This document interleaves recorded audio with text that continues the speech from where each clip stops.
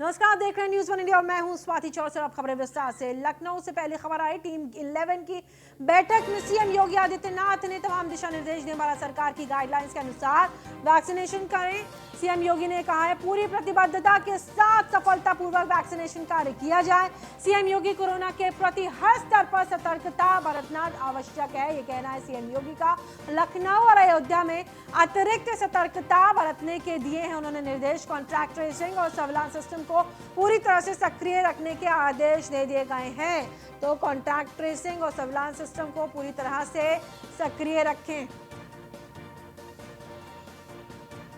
और आपको बता दें, भारत सरकार की गाइडलाइंस के अनुसार वैक्सीनेशन के पूरे इंतजाम कर दिए गए हैं।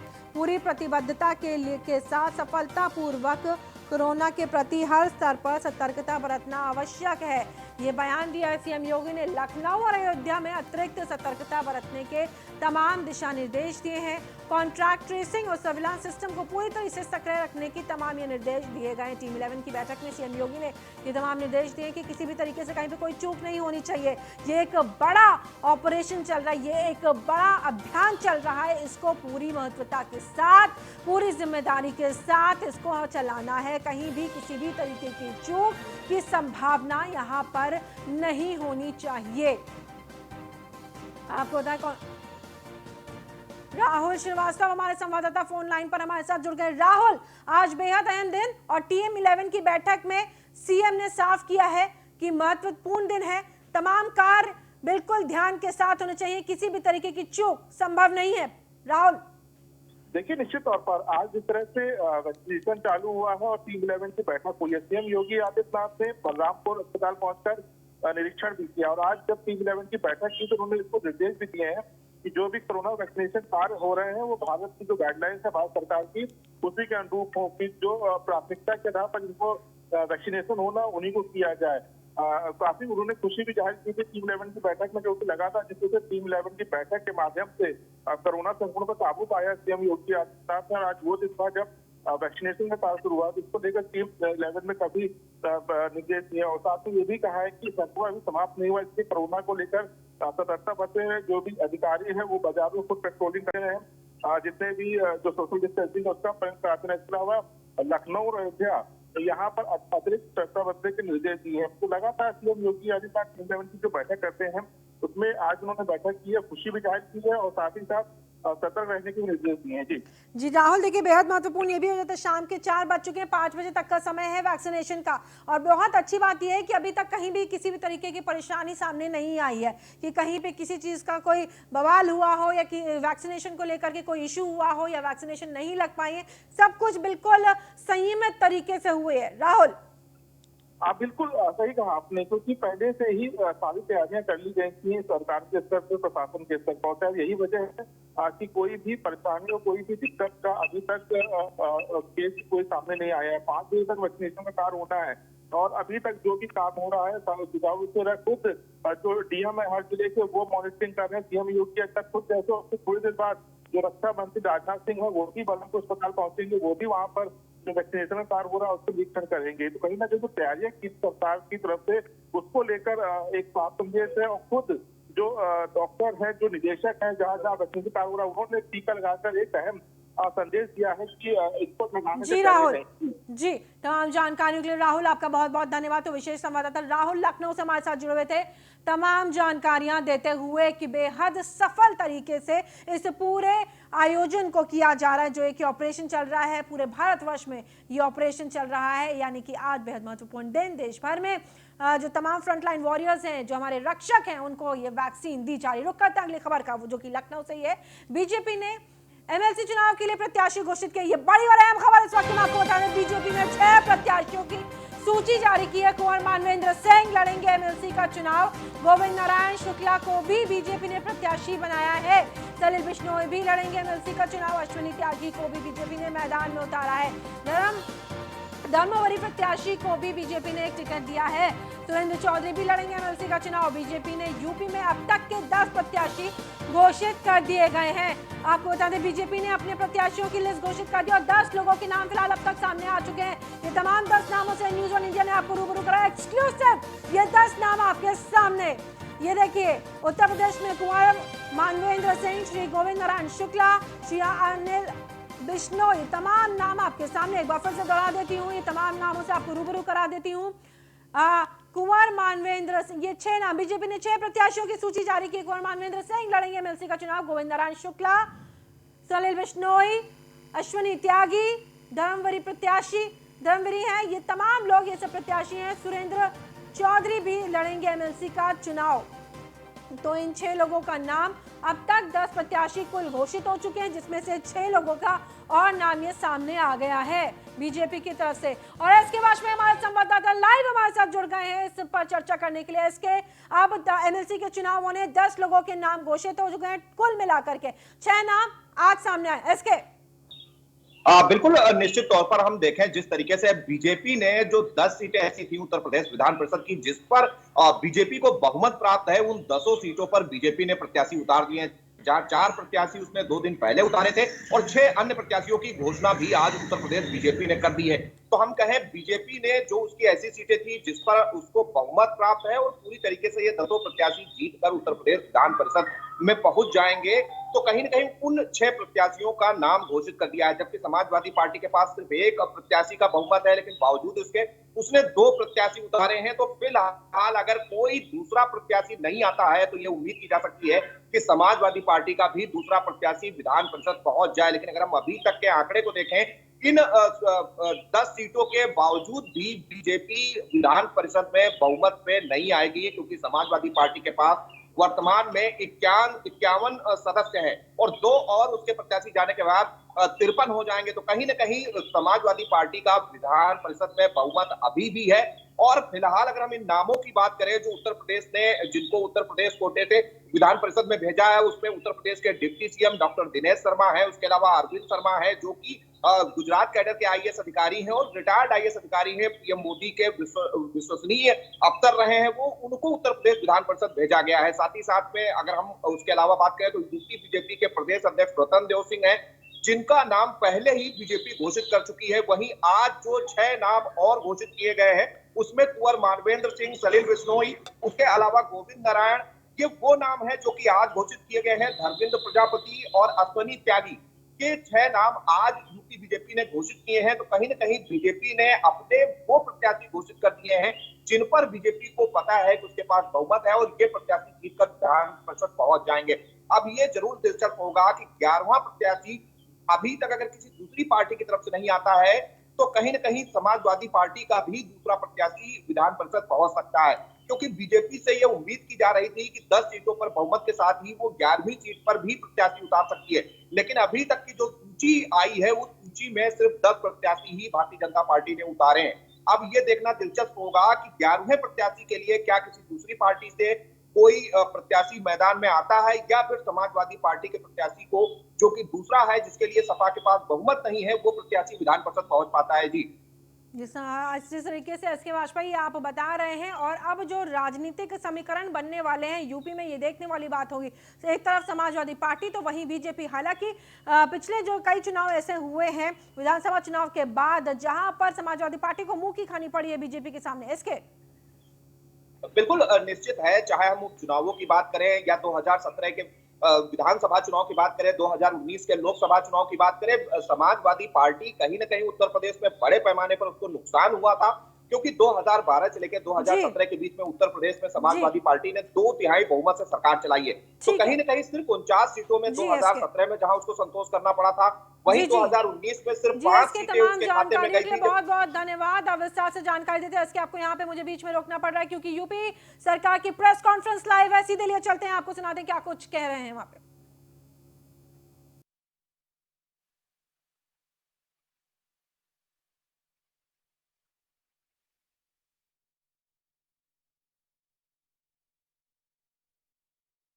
सभी जितने भी हमारे वैक्सीनेशन के टीम मेंबर्स हैं उनको हमने जो फेस शील्ड दिया है उसकी ब्रांडिंग वी विन की गई है, अर्थात हम लोग कोरोना के ऊपर विजय पाएंगे। और जहां भी आप हमारी टीम को देखेंगे पूरे प्रदेश में, वहां पर ये फेस शील्ड लगाए लोग आपको वी विन का फेस शील्ड लगाए हुए दिखाई पड़ेंगे। अब मैं अपर मुख्य सचिव सूचना से आग्रह करूंगा कि आगे की बातें बताएं। आज की सबसे बड़ी खबर यही है कि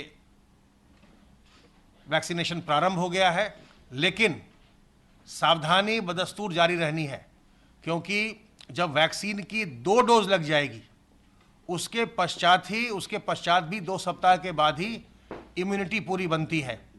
और जो लोग आज हमारे यहाँ लगवा रहे हैं उनकी दूसरी डोज की तिथि हमने 15 फरवरी नियत की है। तो जब तक कि इसकी एक निश्चित दवा नहीं आती है और जब तक आप वैक्सीनेट होकर के पूरी इम्यूनिटी प्राप्त नहीं करते हैं, सावधानी बरतते रहिए, मुंह और नाक को ढक कर रखिए, हाथ साफ करते रहिए और लोगों से 2 गज की दूरी बनाए रखिए। 2 गज की दूरी और मास्क है जरूरी, इसका पालन हमें अभी आगे भी करते रहना है। सावधान रहिए, सतर्क रहिए, स्वस्थ रहिए और प्रसन्न रहिए।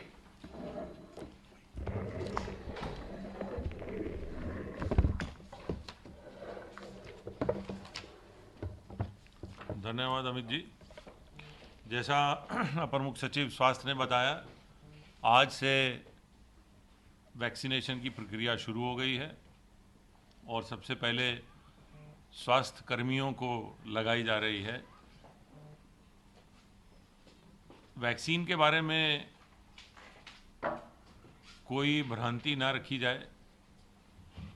सबसे पहले जो हमारे डॉक्टर्स हैं, हमारे जो हेल्थ वर्कर हैं, उन्हीं को वैक्सीन लग रही है, इसलिए इसके बारे में कोई भी भ्रांति रखना उचित नहीं है। और ये सभी लोगों को सरकार की तरफ से बताना चाहेंगे कि वैक्सीन पूरी तरह सुरक्षित है और जिस क्रम में जो क्रम निर्धारित है भारत सरकार द्वारा, माननीय मुख्यमंत्री जी ने आज अपने स्टेटमेंट में भी बताया है कि जो क्रम निर्धारित है भारत सरकार द्वारा, उसी क्रम में ये सभी को वैक्सीन लगाई जाएगी। कोई क्रम तोड़ा ना जाए और किसी प्रकार की भगदड़ न की जाए। जैसा क्रम निर्धारित है उसी पूर्व क्रम में रजिस्ट्रेशन के अनुसार ये वैक्सीन लगाई जाएगी। प्रदेश में कोरोना का संक्रमण कम हुआ है, अभी अपर मुख्य सचिव स्वास्थ्य ने भी बताया आपको। उससे कम होने से संक्रमण कंटेनमेंट जोन और हमारे हॉटस्पॉट कम हुए हैं। प्रदेश में इस समय कुल मरीजों की संख्या भी 9000 के आसपास है और उनमें से भी अधिकतर होम आइसोलेशन में हैं। प्रदेश सरकार की एक माननीय मुख्यमंत्री जी के नेतृत्व में जो एक विशेष रणनीति रही है इस कोरोना से लड़ाई में, वो बहुत ही कारगर सिद्ध हुई है और देश व दुनिया की कई संस्थाओं ने उसकी प्रशंसा की है। एक जो उसमें से कार्य योजना की जो गतिविधि है जिसका कि बहुत बड़ा असर हुआ है, वो ये है कि स्वास्थ्य विभाग की टीमें घर घर तक जा रही हैं और वो एक एक घर जाकर संक्रमण के लक्षणों का पता कर रही हैं और जहाँ जहाँ भी इस प्रकार कोई लक्षण वाला मिलता है उसका तुरंत टेस्ट कराकर इलाज कराया जाता है। कुल 24 करोड़ की जनसंख्या में से लगभग 17 करोड़ 80 लाख की जनसंख्या को स्वास्थ्य विभाग और हमारे जो अन्य विभाग की टीमें जो बनी हुई हैं, जो कि घर घर जाकर जानकारी कर रही हैं, उनके द्वारा देख लिया गया है, पूछ लिया गया है। ये इस पूरी रणनीति से और जो टेस्ट की संख्या बढ़ाई गई है, जो कि मार्च जब ये कोरोना संक्रमण शुरू हुआ था देश में तब केवल 72 थी, अब लगभग 1,90,000 तक है। और माननीय मुख्यमंत्री जी ने आज भी ये निर्देश दिया है कि प्रदेश में संक्रमण कम हो रहा है, लेकिन फिर भी जो प्रतिदिन होने वाले टेस्ट हैं वो 1,25,000 से 1.5 लाख के आसपास रखे जाएं। टेस्ट में कमी ना की जाए ताकि कहीं भी किसी भी स्तर पर जरा सा भी कहीं कोरोना का संक्रमण का कोई लक्षण है उसे तुरंत उसका इलाज किया जाए और इस संक्रमण की चेन को तोड़ा जाए। प्रदेश में गतिविधियां सामान्य हो रही हैं, आर्थिक गतिविधियां सामान्य हो रही हैं। सूक्ष्म लघु मध्यम एवं वृद्धि श्रेणी की 8,18,000 इकाइयाँ काम कर रही हैं, जिसमें लगभग 52 लाख श्रमिक कार्यरत हैं। इसके अतिरिक्त प्रदेश में युवाओं को रोज़गार अधिक देने के लिए रोज़गार मिशन चलाया जा रहा है, जिसके अंतर्गत सरकारी नौकरी, स्वरोजगार के माध्यम से नौकरी, कौशल प्रशिक्षण के माध्यम से नौकरी, ये प्लस इसके साथ साथ बैंकों से समन्वय करके जो MSMEs हैं उनको और अधिक आगे बढ़ाने की प्रक्रिया चल रही है उसी प्रक्रिया में वर्तमान वित्तीय वर्ष में अभी तक 7,10,000 नई एमएसएमई इकाइयों को बैंकों द्वारा 23,115 करोड़ रुपए का ऋण वितरण हुआ है। ये 7,10,000 नई इकाइयाँ प्रदेश में इस वर्तमान वित्तीय वर्ष में लगी हैं।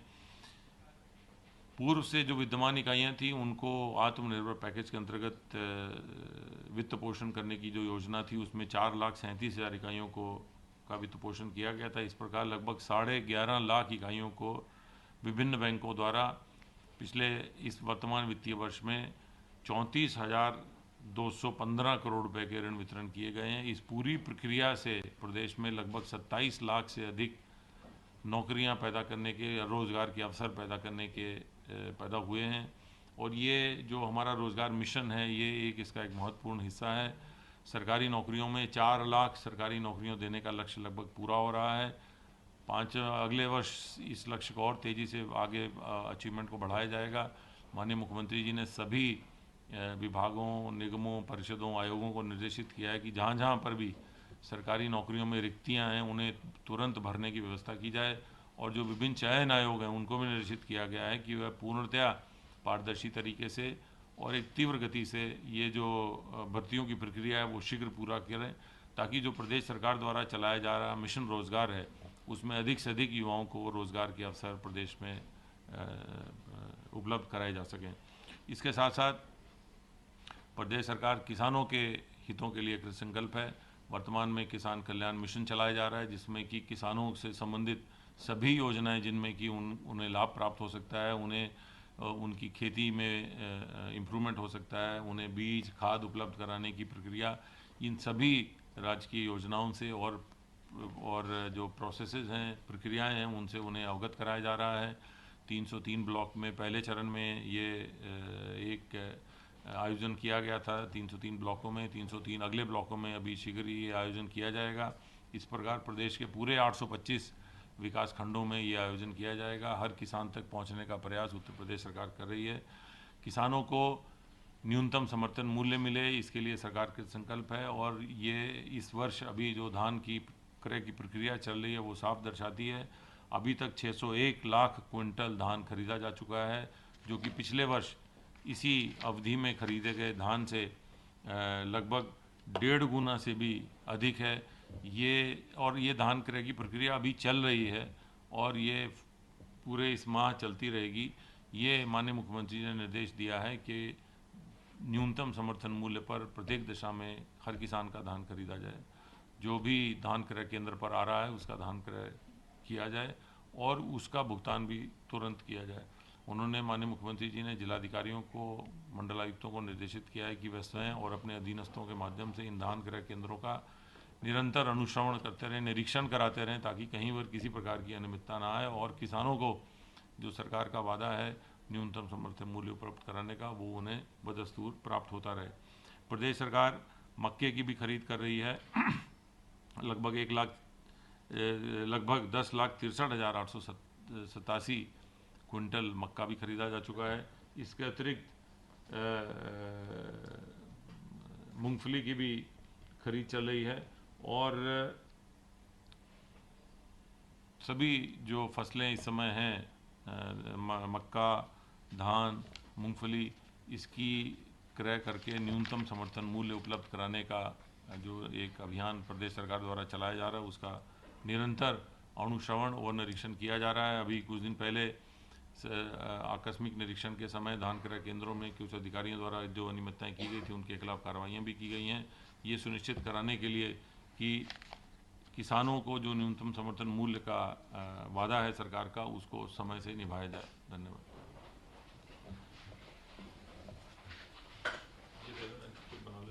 यूपी सरकार के आपको बता दें तमाम अधिकारियों को आप सुन रहे थे, अपर मुख्य सचिव मौजूद थे, वो जानकारी दे रहे थे कि किस तरीके से कोविड वैक्सीनेशन का आज ये पूरा कार्यक्रम जो वैक्सीन का था ये पूरा किया गया। और साथ ही साथ आपको बता दें कि नवनीत सहगल को भी आप सुन रहे थे। नवनीत सहगल एसीएस सूचना तमाम जानकारियां देते हुए कि किस तरीके से प्रदेश में काम हो रहा है, सरकारी नौकरी में जगह खाली है, जो रिक्त जगह है उनको भरा जाएगा। किसान कल्याण मिशन के तहत किसानों को बीज और खाद का वितरण किया जाएगा। 600 लाख क्विंटल धान खरीदा जा चुका है फिलहाल, और ये सरकार के द्वारा 10 लाख क्विंटल से ज्यादा मक्का की खरीद हुई है, मूंगफली की खरीद हुई है। तमाम जानकारियां देते हुए नवनीत सहगल को आप सुन रहे थे, एसीएस सूचना, और उससे पहले आप सुन रहे थे, आपको बता दें, अपर मुख्य सचिव स्वास्थ्य को, और वो भी तमाम जानकारियां देते हुए अपर मुख्य सचिव स्वास्थ्य अमित मोहन को आप सुन रहे थे। और अमित मोहन तमाम जानकारियां दे रहे थे कि किस तरीके से ये पूरे वैक्सीनेशन का जो अभियान था ये सफल रहा, प्रदेश भर में ही नहीं बल्कि देश भर में भी। और अब रुक कर लेते हैं अगली खबर का। यूपी में युवाओं को खिलाड़ी बनाने की तैयारी कर रही है योगी सरकार। योगी सरकार ने बनाएगी प्रदेश में 37 नए स्टेडियम्स। प्रदेश में 35 स्टेडियम्स पर चल रहा है काम। खेलो इंडिया के तहत प्रदेश में बन रहे 18 नए स्टेडियम। मुख्यमंत्री घोषणा के तहत 17 स्टेडियम पर चल रहा है काम। प्रदेश के कई जनपदों में इसका काम किया जा रहा है। स्टेडियमों का निर्माण भी चल रहा है। प्रदेश में 35 स्टेडियम खेलो इंडिया के तहत प्रदेश में बन रहे हैं 18 नए स्टेडियम। तो और भी ज्यादा आगे ले जाने के लिए प्रदेश को सीएम योगी का एक और ये बड़ा कदम। प्रदेश के कई जनपदों में स्टेडियमों का निर्माण किया जा रहा है, यानी कि स्टेडियम्स का निर्माण किया। यूपी में युवाओं को खिलाड़ी बनाने की तैयारी। तो आप देख सकते हैं किस तरीके से यूपी में प्रदेश सरकार की तरफ से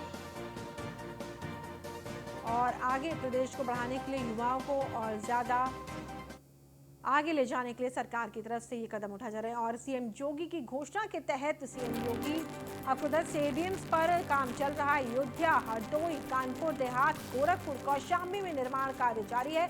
आगरा, बांदा, प्रतापगढ़, बिजनौर, हाथरस, प्रयागराज में भी काम जारी। प्रयागराज, कुशीनगर, गोंडा, बदायूं, मिर्जापुर में भी फिलहाल काम चल रहा है। वहीं उन्नाव और हमीरपुर में 2-2 स्टेडियम्स का काम चल रहा है। तो बेहद अच्छी खबर।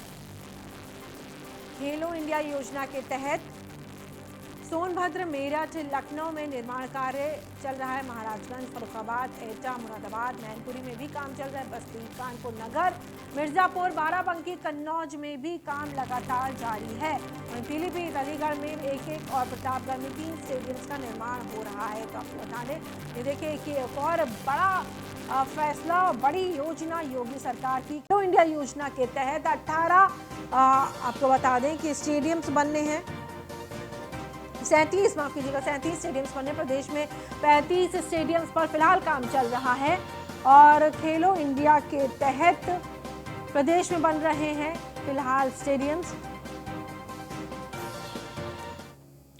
और अब रुक करते हैं अगली खबर का, क्योंकि इस वक्त जो मौसम है उसी के अनुसार ये खबर भी है। झांसी में स्ट्रॉबेरी फेस्टिवल का आयोजन किया गया है।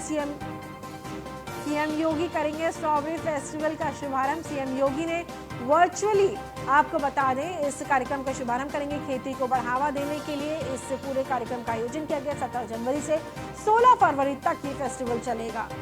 तो 17 जनवरी से 16 फेस्टिवल तक आप जा सकते हैं। आप ये हम देख सकते हैं कि ये फेस्टिवल मनाया जाएगा। झांसी में इसका आयोजन किया जा रहा है, तो आप लुत्फ उठा सकते हैं। आप फेस्टिवल में तमाम तरीके की स्ट्रॉबेरी की किस्में मौजूद होंगी वहाँ पर, कि किस किस किस्म की स्ट्रॉबेरीज अवेलेबल मौजूद होती हैं और हमारे आसपास है। हालांकि हम लोगों को नहीं पता चल पाता है, लेकिन जब आप उस फेस्टिवल में जाएंगे तो आप उसका हिस्सा बन करके अलग अलग स्ट्रॉबेरीज की किस्मों को जान पाएंगे। और झांसी में स्ट्रॉबेरी फेस्टिवल का ये आयोजन तकरीबन 1 महीना चले। आपको बता दें कि सीएम योगी इस फेस्टिवल का शुभारंभ करेंगे और वर्चुअली करेंगे। और राहुल श्रीवास्तव विशेष संवाददाता हमारे साथ जुड़ गए हैं इसी खबर पर। राहुल, अब ये 17 जनवरी से 16 फरवरी तकरीबन 1 महीने तक ये चलेगा फेस्टिवल, स्ट्रॉबेरी फेस्टिवल। और इससे जहां मुश्किलें और पहले ही बढ़ी हुई हैं किसानों के लिए, कम से कम जब इस तरीके के फेस्टिवल आते हैं तो खेती में इस स्ट्रॉबेरी की खेती करने का भी एक विकल्प होगा।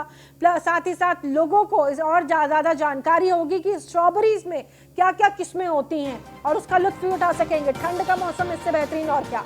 राहुल, क्षेत्र में चुना गया है जो क्षेत्र हमेशा से पिछड़ा रहा है। बुंदेलखंड के झांसी में इसको चुना गया है जहाँ पर स्ट्रॉबेरी की खेती होगी। वहां पर झांसी को चुना गया और खुद माना जा रहा है कि वर्चुअल माध्यम से सीएम योगी आदित्यनाथ का उद्घाटन करेंगे। तो कहीं ना कहीं किसानों तो लगातार संघर्ष करते रहे, लगातार खेती में परेशान है, और खासकर बुंदेलखंड की बात करें तो। और ऐसे में जिस तरह की स्ट्रॉबेरी खेती, जो कि बता रहे हैं कि वहाँ की जो हवा है, पानी है, उसके लिए अनुकूल है, तो निश्चित तौर पर किसानों को बड़ी सौगात देने जा रही है उत्तर प्रदेश की योगी आदित्यनाथ सरकार। और खुद सीएम योगी आदित्यनाथ इसका वर्चुअल माध्यम से उद्घाटन कर सकते हैं। सभी तैयारियां पूरी कर दी गई है। कहीं ना कहीं किसानों को एक बड़ी सौगात देने की प्रयास है सीएम की तरफ से। जी, विस्तार से देने के लिए आपका बहुत बहुत शुक्रिया। तो राहुल हमारे साथ जुड़े हुए थे, और इससे बेहतरीन और क्या इतनी अच्छी खबरें आज के दिन। तमाम स्टेडियम्स प्रदेश में बनने जा रहे हैं, और अब स्ट्रॉबेरी फेस्टिवल का भी झांसीवासी लुत्फ उठा सकते हैं, बल्कि प्रदेशवासी भी उठा सकते हैं। फिलहाल इस बुलेटिन में इतना ही। मुझे दीजिए इजाजत, बने रहिए न्यूज़ 1 इंडिया के साथ।